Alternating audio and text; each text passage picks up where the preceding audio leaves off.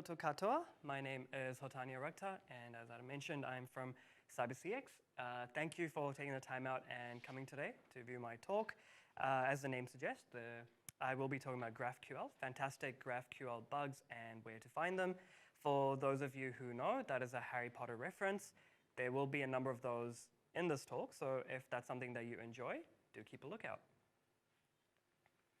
All right, so who am I? I am a security consultant at CyberCX. I have been doing this as a full-time job for 4 years. 3 years. Before that, I was a project manager. I decided pen testing is something that I like, and that's something I want to do. And here we are today. Before we start, I do want to say a big thank you to our sponsors. Without them, obviously this conference wouldn't happen. It is really nice to be out here at a conference in person after so long, so it's really nice. So thank you once again to everyone. So before we begin, let's start with a quick demo of what is GraphQL. In case you've never come across it, GraphQL is a query language for APIs. It is similar to REST if you have used it or heard of it before. It allows you to query data, and it also allows you to perform CRUD operations, create, read, update, and delete, but all via a single endpoint. So that's where it differs from REST. REST usually has a number of different API calls which are made to perform each of these actions. GraphQL consolidates it all into one. It is also schema-based, which is another point of where it differentiates from REST. It is schema-based, therefore it is not tied to any specific database that you need to use. You can define that within your code. GraphQL was initially designed by Facebook for internal use, which they later open sourced, and now it's used a lot more widely. And it was designed for efficiency, which is why it only has that one endpoint. You call that one endpoint, and you request exactly what you want. Nothing more, nothing less. So it's a really good example with the burger. Everyone has their own preference of what they like. With REST, you order a burger, you get everything. You get the whole lot. What if you don't like pickles or you don't like tomatoes? You can choose with GraphQL, you can choose, okay, give me a burger, give me the bun, patty, no tomato, and if you want, you can even put the lettuce at the bottom. If you, however, do your burger, you do you. This diagram kind of shows that difference in a more graphical way. With REST, you see you would have 3 separate endpoints. Let's say this is a app for a school. Let's say for Hogwarts, you might have one API endpoint for getting a list of all of the students. You might have one for the number of houses there are, the 4 houses, and also house points.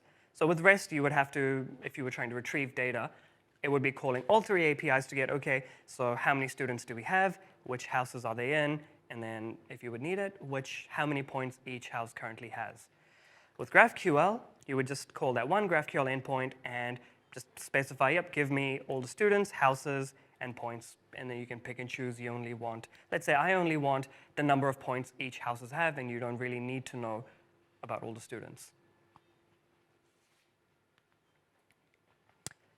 Again, about the features of GraphQL, they have things called queries and mutations. So queries are equivalent to GET requests in traditional APIs. So your GET request, you're literally querying the data. So that's the easy way to remember it. And it would look something like that. You could have a query and be like, okay, I want to get, if this is a blogging application, you could say, give me all of the posts with these specific features. So I only want the title, the body, and people who've commented on it, or the users. Whereas mutations, it's something that is changed, like the name suggests, something that's mutated, something that's changed. So it'll be anything you want to create, create, update, or delete, similar to a post request or a delete. Again, you can specify it there. I want to add a user 1, set the password, alas earwax, or whatever you want, and it returns you the specified details that you asked for. So accurate vulnerability. So what kind of vulnerabilities can we get from this, right? So GraphQL, unfortunately, isn't immune to some of the vulnerabilities we would find in traditional REST APIs. You still have your IDOR, insecure direct object reference, SQL injections, broken access control, of course, and even denial of service. With the indirect object and secure references, it just depends on how you are configuring your application. If you have applied a direct object, can people traverse through them? If you've got user ID 1, 2, 3, 4, can people just change that 1 to a 2 and access details for other users? So in terms of tooling for finding these vulnerabilities or testing for them, there are a number of publicly available tools which do come quite in handy. We traditionally, as a tester, we normally use Burp Suite. You can, of course, use any other proxy, Zap proxy, Charles proxy. Burp comes in with some built-in plugins which you can use directly, such as InQL, GraphQL Radar. These ones within your proxy, it just helps you format GraphQL. I'll show you an example of what a GraphQL query looks like. It can get quite messy. It's just a bit of a JSON blob at times. So it just helps having it formatted nicely, makes it easier to read, and you can ingest it later on to do more useful data analysis. GraphQL Voyager is one such tool that you can use to that graphical analysis. You can map out the entire schema. So I will show an example of that later. But you call it, and you can get a full map of what the schema looks like, how it interacts with each other. Insomnia.rest, it's another API client. This somewhat similar to Postman in terms of functionality. A really powerful tool. Would be good if you're a developer, you just want to try out the API, see how it functions, run a few queries. Would highly recommend that one. Pretty good. And you can use GraphQL itself. GraphQL is very helpful. You can use itself to test out the queries. So as I mentioned, GraphQL is quite helpful. It has a function called introspection. No, not the kind of introspection you do at 2 a.m. in the morning where you're having a life crisis. This kind of introspection, it allows you to retrieve the API schema. It's similar to how REST APIs have Swagger. Similar to that, you give it a query, I want to see the schema with these particular types of things, and it returns that for you. GraphQL by default has a number of endpoints which are available. These ones over here, V1 Explorer, GraphQL, all of these. These are common ones that an attacker would try to get to if it's enabled on a system. As mentioned, it allows you to retrieve the API schema, which is great if you're doing development work, if you're testing. If it's a production environment, not so much. You probably wouldn't want an attacker to be able to see exactly how your details work and how to call them. So generally recommended not to leave it open on a production server, but it's again one of those defense in depth things, so you could do that. GraphQL, one of these endpoints, it gives you as the name suggests, a GUI for testing out these queries. So instead of using an external tool, you can use GraphQL itself. Gives you a nice GUI, similar to what the W3 Schools website has, if anyone's used that. And good guy GraphQL. If you make a mistake, it actually corrects it for you. It's like, oh, do you have a lowercase ID? Did you mean uppercase ID? Very helpful when developing, and also as an attacker, it helps you figure out any sort of mistakes you might be making while calling the queries. What if I told you it's not a bug, it's actually a feature? Very handy feature to have. Again, maybe not in a production environment, but this is what a normal introspection query could look like. Again, just a big chunky boy right there. Once you can give that to GraphQL, and it gives you the nice big list of the schema. So the full thing isn't shown here because it didn't fit on the slide. But as I mentioned before, you can put this into other tools like GraphQL Voyager, and it helpfully maps it out. And I just want to point out our little sorting hat guy here, the old version of Clippy, if you guys remember. So GraphQL, where are the graphs, right? It's GraphQL, not graphical. So this is somewhat what the table would look like after you retrieve the schema. It gives you, shows you how each table, how the query interacts with the objects, what types they are. So this is some of the information that you can get. This is obviously quite a simple schema. Generally, you would find them something like this or more. So it can get quite complicated, but it is much easier to read this than the big blob we saw here.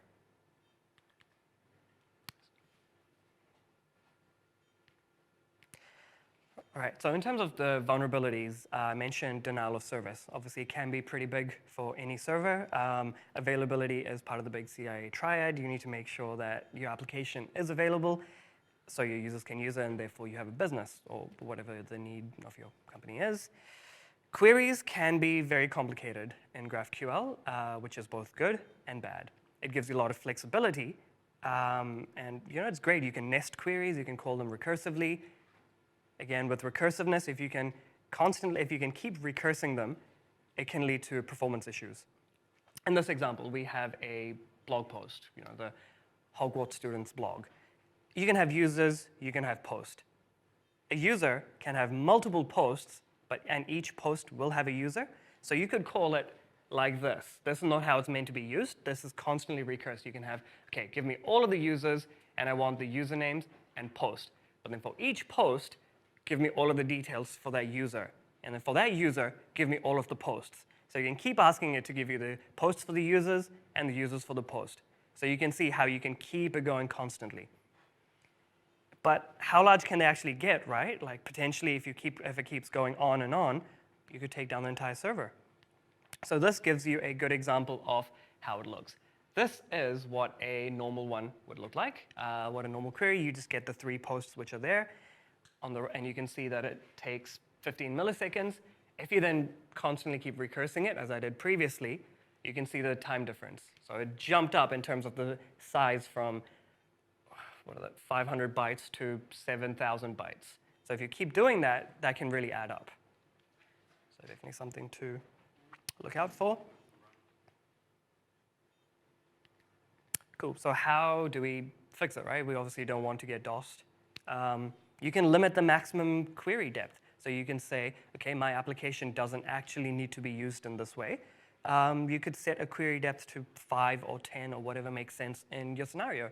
That way you know that at the worst case, this is how much resources or time it will use. You can do rate limiting. You can throttle it based on either the server time or how complex the theory is. There are some references down here which you can use to validate the complexity of these, and OWASP has it has an excellent cheat sheet which you can use to mitigate some of the more common vulnerabilities we can find. And yeah, it's always a good idea to audit your queries, test them out before you release them to production, just to make sure that are you able to abuse it yourself? Could an attacker be able to do anything malicious with it? All right, insecure direct object reference. So instead of tempting the presentation gods, I decided to record it so we can make sure that it plays.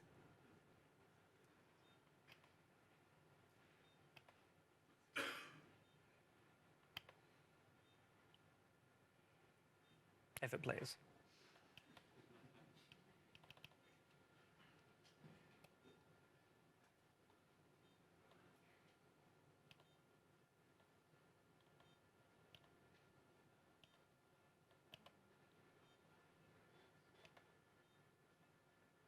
Anyone know how to make this play in presenter mode? Yeah.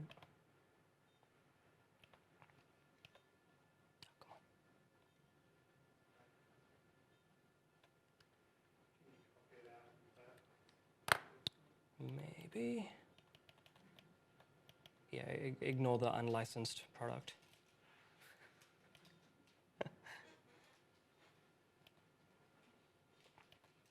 There we go. Got scared of you. All right, so here we can see we have a traditional login. Mr. Severus Snape is logging in, and you can see there are a bunch of different posts on here.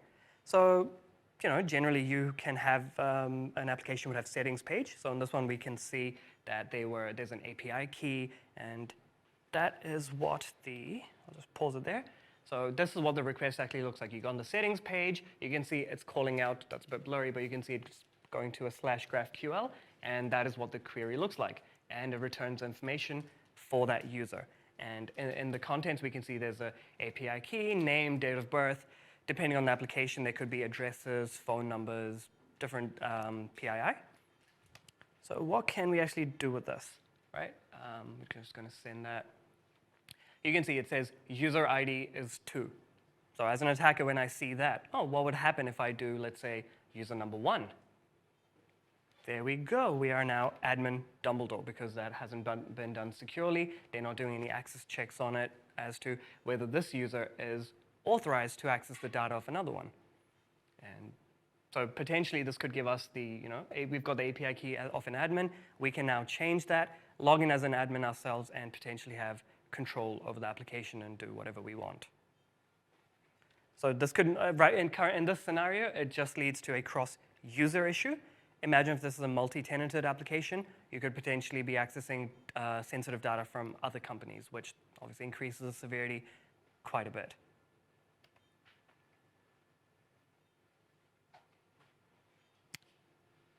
Yeah, and that's me just showing the other test data that I put in.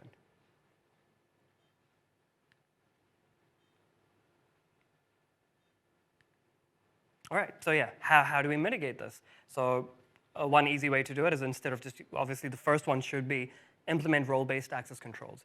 No matter what you're doing, validate that what the user is trying to access or they're trying to do, are they authorized? Do they have the permission? Should they be able to do that? That's the biggest thing. We've seen in quite a number of occasions where all of that access check is being done on the front end, but in the API or within GraphQL, it hasn't been reflected. So it's very important. You don't want an attacker to just bypass the front end and do the same sort of functionality from the back end. Of course, using GUID, GUIDs, instead of using a standard ID as 1, 2, 3, will increase the complexity. It makes it harder for an attacker to just guess, okay, this could be another user. Yeah, so we also have injection style attacks. So you could have your cross-site scripting, SQL injections, GraphQL, obviously, because you are still interacting with databases. User input should not be trusted. By default, GraphQL does not do any sort of input validation or sanitization. That has to be done separately. So if you forget about that, you might be having a bad time. Yep, so let's say we have the same application over here. And let's say after we've gotten the cookie, we're logging in as an admin. Over here we can see, yes, ignore the typo, I know it's there. As an admin, we don't know what kind of functionality they might be available. Over here, it's giving us the option to ping an IP, see what the status of the server is, quite common depending on what kind of application you're testing. We start with something simple, and it just gives us a status code. Okay, so what does that request look like? What is it doing in the back end? It's putting straight SQL into that. So you would think, okay, what kind of injections can you put in there? Can you do your standard putting in a single quote or try and escape out of the query? What would it do? This is just to validate if it's doing any sort of validation. And yeah, I go straight for a system command, which will obviously not work. But then we try something SQL-y, put in a SQL command, sleep 5. And we can see it took time. It took the 5 seconds, which I lost. So because we put in the SQL command, and sleep is a relatively safe one to try. You don't want to be trying to delete any tables. Don't drop any tables, especially in prod. Please don't do that. Sleep is a very safe way to do it. We can see the SQL command we put in. It worked. We have SQL injection. You can then go onwards and upwards to even RCE, depending on how the application is configured. How do we mitigate against this? Just how we would do it normally. Input validation. It's always recommended to use a whitelist approach. Don't block all the bad characters. Don't be looking for, if someone puts in sleep 5, they put in single quote or 1 = 1. Instead of searching for like specific payloads, just do what you expect. So in this case, it was you're pinging a server. So you would be expecting a certain type. You would be expecting an IP address and a port. If it doesn't match that, the expected input, throw an error, throw a generic error, like, sorry, these characters are not allowed. Easiest way to do it. Also, in the case of SQL injections, use parameterized queries. It just prevents the chances of someone being able to inject directly into your query. Again, the OWASP website has a really good cheat sheet on proper mitigations, not just for SQL injections or GraphQL, but generic how to do input validation, input sanitization. Examples of where we have seen it in the wild. So there's a really good example of a crowdfunding style application that we came across. As mentioned before, they had really good front-end protections. You couldn't do anything. You couldn't access other users. However, they hadn't applied the same protections to their GraphQL endpoint. So as a standard user, you can see the GraphQL endpoint. You run your introspection query, and suddenly you can see, oh, there's a whole lot of other functionality that we couldn't see before, including one for admins. So the admins were able to choose, allocate funds, approve funding requests.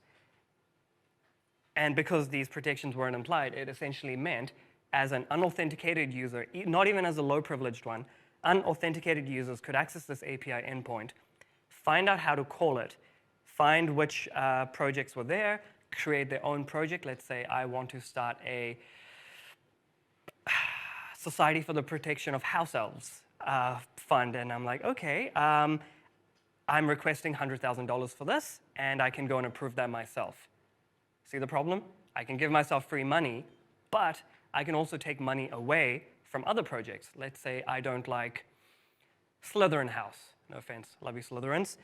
You can take, if they have a crowdfunding, you can take money from them and assign it to yourself.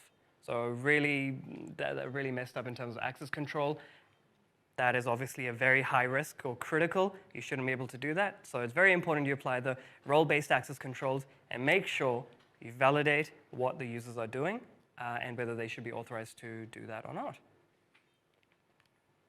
And yeah, I think I finished a little bit early, so we can all go for lunch early. If you have any questions, please ask me now. Otherwise, I will be outside in the foyer with the CyberCX booth. If you want cool T-shirts, you want to come do fun stuff, we do pen testing, managed services, anything cyber. Come talk to us. It's a fun job. We're a fun bunch of people. Yeah, and again, thank you very much for coming. Tēnā koutou, tēnā koutou, tēnā koutou katoa. Thank you.